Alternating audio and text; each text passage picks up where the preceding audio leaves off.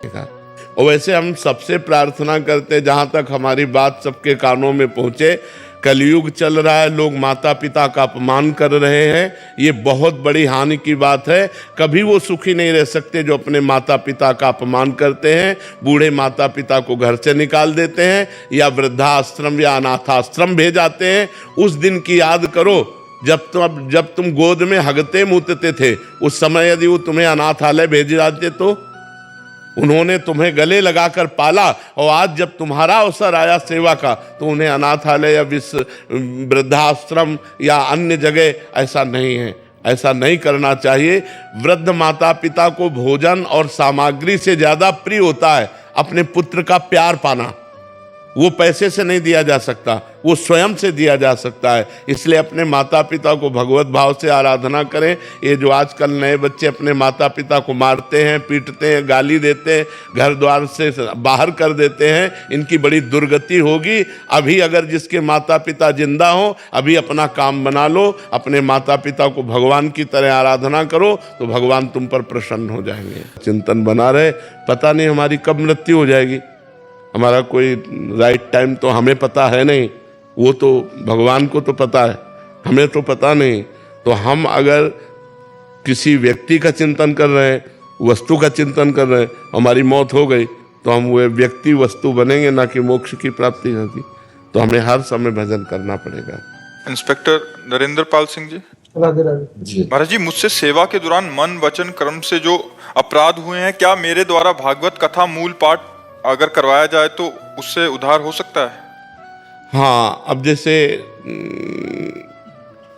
बहुत से ऐसे पाप होते हैं जो जलाते रहते हैं। नौकरी की है, भगवान तो मन वचन वाणी से अपराध हुए हैं। तो मैं चाहता हूँ कि अगर गुरुदेव की आज्ञा हो तो आपने भी बताया था एक वीडियो में कि संस्कृत का मूल पाठ कराने से और उनका सभी को उसका फल देने से, बिल्कुल बिल्कुल भगवान फल तो बहुत में बढ़ जाएगा।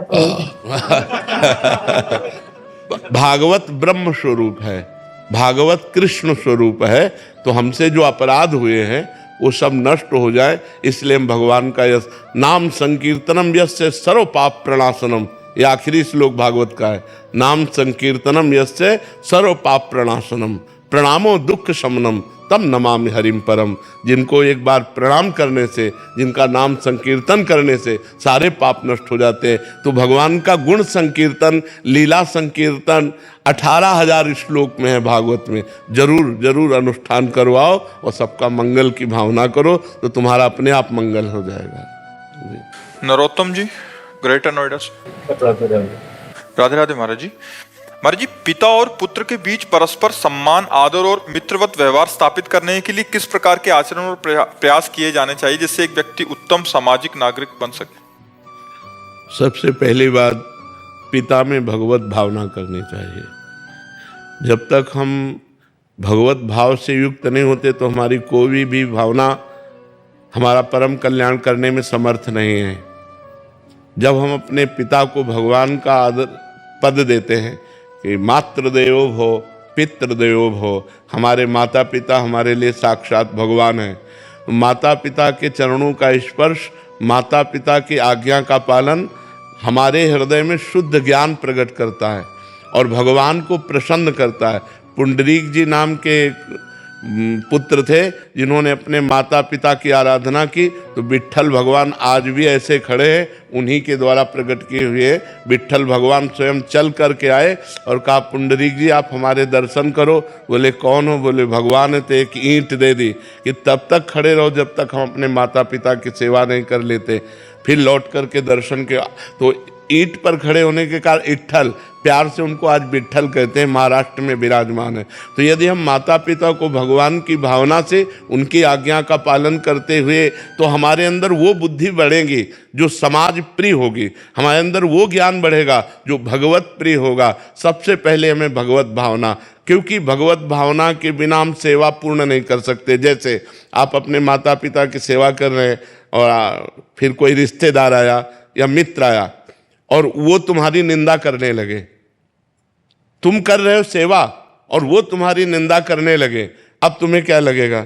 कि यार इतनी सेवा करता हूँ फिर भी ये निंदा करते आने वाले लोगों से, तो आपकी अश्रद्धा हो जाएगी। अगर आपका ये भाव कि मेरे भगवान है तो जो बोले बोले, मेरा कर्तव्य है इनकी सेवा करना, ये भाव बना रहेगा। जब तक हम भगवत भाव नहीं रखेंगे तब तक हम अपने माता पिता की आज्ञा का पालन और माता पिता की सेवा का, देखो भगवान होते हुए भगवान श्री राम ने अपने पिता की आज्ञा का पालन करने के लिए 14 वर्ष नंगे पैर वनवास किया, बड़ा कष्ट सहा, लेकिन कभी किसी ग्राम नगर में नहीं गए। 14 वर्ष विशेष उदासी, तापस वेश विशेष उदासी, 14 वर्ष राम वनवासी।